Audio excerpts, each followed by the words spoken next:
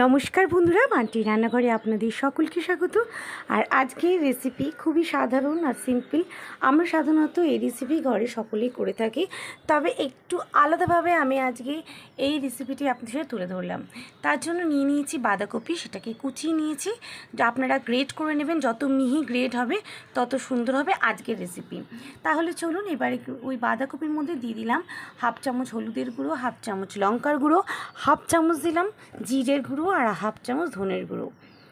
এরপরে এর মধ্যে দিতে হবে আরও কটা জিনিস। তার মধ্যে দিয়ে দেবো সামান্য পরিমাণ নুন, আর এটা হয়ে গেল ভাজা মশলা।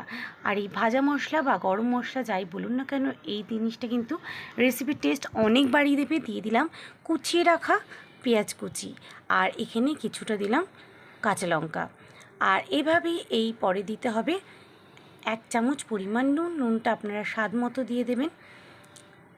এরপরে দিয়ে দেবো সামান্য একটুখানি চিনি, অল্প একটু চিনি দিলাম। চিনি কিন্তু যে কোনো খাবারের টেস্ট অনেক বাড়িয়ে দেয়। আর এবারে দিয়ে দেবো এর মধ্যে ফাটিয়ে 2টো ডিম, আর ডিম দিয়ে দেব। ডিমটাকে দিব আরও একটা ডিম এর মধ্যে কিন্তু ফাটিয়ে দিতে হবে। এরপরে এই ডিম দুটোকে ভালো করে দিয়ে আমি এগুলো সব কটা উপকরণ একসঙ্গে হাত দিয়ে ভালো করে মেখে নেব। এমনভাবে মাখবো যেন সব মশলা, ডিম সব কিছু ভালোভাবে মিশে যায়। একটু চটকে চটকে মেখে নেব। মেখে নিয়ে এবারে একটা থালার মধ্যে দিয়ে দেবো সাদা তেল। কয়েক ফোঁটা সাদা তেল আমি ব্রাশ করে নিয়েছি। এরপরে এর মধ্যে যে ইনগ্রিডিয়েন্টসটা আমি করেছিলাম, তেলটা কিন্তু ভালো করে ব্রাশ করবেন। আপনারা বাটার পেপারও দিতে পারেন, বাটার পেপার দিলে কাজটা আরও ভালো হয়। এবারে দিয়ে দিলাম বাঁধাকপিটা। আবারও বলছি, বাঁধাকপিটা কিন্তু আপনারা অবশ্যই গ্রেট করে নেবেন। গ্রেটারে গ্রেট করলে এটা কিন্তু মিহি কুচি করলে খুব সুন্দর হবে, শেপটা আরও সুন্দর আসবে। তো যাই হোক, এবার এটাকে ভালো করে সেট করে নেবো থালার মধ্যে। চারিদিক সমান করে চেপে চেপে আটকে দিলাম। এরপরে একটা কড়াইয়ের মধ্যে আমি গরম জল বসিয়ে একটা স্ট্যান্ড বসিয়ে দিয়েছি। দেখতেই পাচ্ছেন জলের মধ্যে একটা স্ট্যান্ড বসিয়ে এবার এই যে থালাটার মধ্যে বাঁধাকপিটা, মশলা মাখা বাঁধাকপিটা দিয়ে দেবো। দিয়ে ঢাকা চাপা দিয়ে 15 মিনিট আমি এটাকে হতে দেবো। আর এদিকে আমি মশলার জন্য নিয়ে নেবো একটা গোটা টমেটো। টমেটোটাকে আমি কুচি করে কেটে নেব, মিহি কুচি করে কেটে নেব। কিছুটা পেঁয়াজ নিয়ে নিয়েছি, আর নিয়ে নেব আদা টুকরো একটা, আর কয়েক কোয়া রসুন নিয়ে এইভাবে কিন্তু এই রেসিপিটা করে নেব, মশলা তৈরি করে নেব। আর এদিকে কিন্তু আমার ওদিকে কড়াইয়ের মধ্যে 15 মিনিট হয়ে গেছে, এটা কিন্তু ভাপানো হয়ে গেছে। এবার একটা কাঠি দিয়ে চেক করব এটা পুরোপুরি ভাপানো হয়েছে নাকি, সেট হয়েছে নাকি। দেখলাম কাঠি পরিষ্কার বেরিয়ে এসছে। এবারে গ্যাসটাকে অফ করে দিয়ে থালাটা ঠান্ডা হলে শাঁসিটার সাহায্যে থালাটা নামিয়ে নিলাম। ওপাশে কড়াইয়ের মধ্যে দিয়ে দিলাম কিছুটা অয়েল, দিয়ে তেলটা গরম হওয়া পর্যন্ত ওয়েট করব। এরপরে এর মধ্যে দিয়ে দেবো কেটে নেওয়া বাঁধাকপির এই সেট করা বাঁধাকপির টুকরো। এগুলো নিজেদের মতো করে আপনারা কাটতে পারেন, চৌকো, বরফিসে যেরকম ইচ্ছে। আমি এবারে এটাই কিন্তু থালা থেকে আলাদা করে নিয়ে ভালো করে এটা পিস করে কেটে নিচ্ছি। আপনারা আপনাদের পছন্দ মতো বরফি বা চৌকো যে কোনো পিস করতে পারেন। এই রেসিপিটা কিন্তু বেশ মজার হয়, আর যে কোনো দিনে একটুখানি অন্যরকম যদি খেতে ইচ্ছে করে এই রেসিপিটা ঘরে অবশ্যই বানাবেন। খেতে বেশ ভালো লাগবে, দুপুরে খেয়ে হবে তৃপ্তি। আর নতুন রেসিপি প্রত্যেকের খুব ভালো লাগবে। তারপর এটাকে ভালো করে পিস পিস করে কেটে নেব। আর রেসিপিটা এতটাই মুখরোচক, ছোটো থেকে বড় সকলে কিন্তু ভাত খাবে অনায়াসে, মানে এতটাই ভালো লাগবে, ভাত খাওয়ার এনার্জিটাই বেড়ে যাবে এরকম একটা রেসিপি পাশে থাকলে।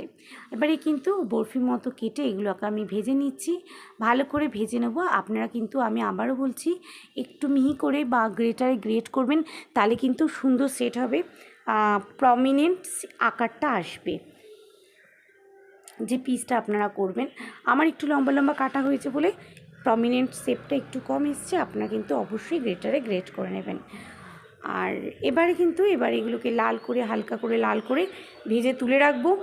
আর রেসিপিটা কিন্তু খুবই ইজি। আমার কিন্তু এখানেই কিন্তু কাজটা 80% হয়ে গেল। এই বড়াগুলো কিন্তু ভেজে নেব, মানে ওই বাঁধাকপির পকোড়াগুলো ভেজে নিলাম। কালারটা এরকম হবে, দেখে মনে হচ্ছে না অনেকটা পেঁয়াজি। তো যাই হোক, ভি কাটলে কিন্তু এই সমস্যাটা হবে না, শেপটা আরও সুন্দর আসবে, রান্নাটা দেখতে আরও সুন্দর লাগবে, সে কারণেই বলা। তো আমি হাতে কেটেছি, তাতে করে কিন্তু আমার শেপটা একটু পেঁয়াজির মতো হয়ে গেছে। আর আমার সবকটা বড়া এখানে ভাজা হয়ে গেছে। এবারে কড়াইয়ের মধ্যে একটুখানি জিরে আর তেজপাতা ফোড়ন দিয়ে দেবো মশলা। এখানে আমি একটা পেঁয়াজ নিয়ে নিয়েছি, একটা টমেটো, আদা রসুন তো দেখেই নিয়েছেন, এটাকে পেস্ট করে দিয়ে দিলাম। মশলাটাকে কিন্তু এবারে কষাতে হবে ভালো করে, এমনভাবে কষাবো যাতে মশলা থেকে তেল পুরো ছেড়ে দেয়। এতে আরও কিছু মশলা সাধারণ যে আমরা রেগুলার মশলা ইউজ করি সেটাও ব্যবহার করব, কিন্তু তার আগে আদা রসুনের কাঁচা গন্ধটা চলে যাবে, ততক্ষণ পর্যন্ত এটাকে আমরা ভালোভাবে নাড়িয়ে নেবো। দেখতেই পাচ্ছেন মোটামুটি এইভাবেই। এবার এই পর্যায়ে দিয়ে দেবো কিছুটা পরিমাণ লবণ, যেহেতু আগেও দেওয়া আছে একটুখানি চেক করে দেবেন। আমি এখানে অল্প পরিমাণ লবণ, স্বাদ মতো আপনারা লবণ ইউজ করবেন, দিয়ে দেবো। এবারে দিয়ে দিলাম একটুখানি হলুদের গুঁড়ো, দিয়ে দেবো একটু ধনের গুঁড়ো, আর দিয়ে দেবো একটুখানি জিরের গুঁড়ো, আর একটুখানি শুকনো লঙ্কা গুঁড়ো, মানে রেগুলার যা যা মশলা আমরা ইউজ করি সেগুলোর মধ্যে দিয়ে এবারে ভালো করে আদা রসুনের পেস্টের সঙ্গে মশলাটা ভালো করে মিশিয়ে এটাই কিন্তু কষাতে হবে। আর এই মশলা যত সুন্দর কষানো হবে রান্নার কালার কিন্তু তত সুন্দরই আসবে।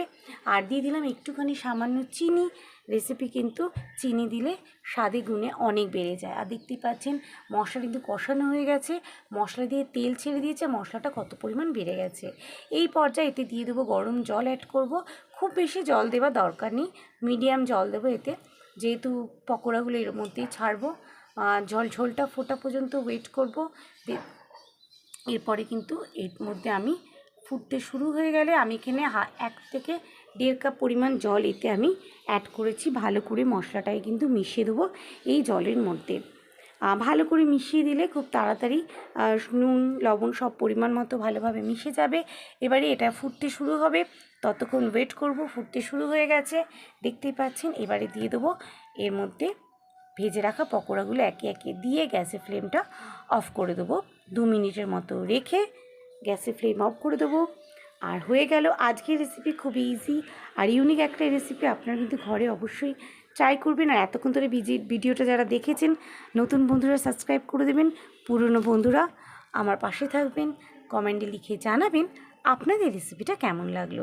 নতুন নতুন রেসিপি পেতে আমাকে কমেন্ট লিখে জানান আপনারা কোন রেসিপি দেখতে চান, অবশ্যই আমি ট্রাই করব।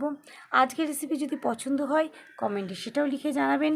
সুস্থ থাকবেন, ভালো থাকবেন। আর এবারে এটাই কিন্তু ঘি গরম মশলা দিয়ে পরিবেশনের পালা। আমার কিন্তু হয়েই গেছে, সব কটা পকোড়া আমি এর মধ্যে দিয়ে দিলাম। এটা কিন্তু খেতে হয় অসাধারণ স্বাদে গন্ধে, খুবই মুখরোচক একটা রেসিপি। ঘরে আপনারা অবশ্যই করে সকলকে খাওয়াবেন। একঘেয়ে রেসিপি খেয়ে খেয়ে যখন বোর হবেন অবশ্যই এই রেসিপিটা ট্রাই করতে পারেন। তাহলে আজকের মতো ধরে ঘি আর গরম মশলা দেওয়া হয়ে গেছে, লুকটা ফাইনালি এইরকম এসছে। আশা করছি আপনাদের রেসিপিটা ভালো লেগেছে। চলুন এবারে গরম গরম আজকের রেসিপিতে পটল ভাজা পকোড়া দিয়ে দিয়েছে একটা, যে পকোড়াটা আমি ভেজেছিলাম সেটা শুকনো রেখেছি, শুকনো অসাধারণ লেগেছিলো খেতে।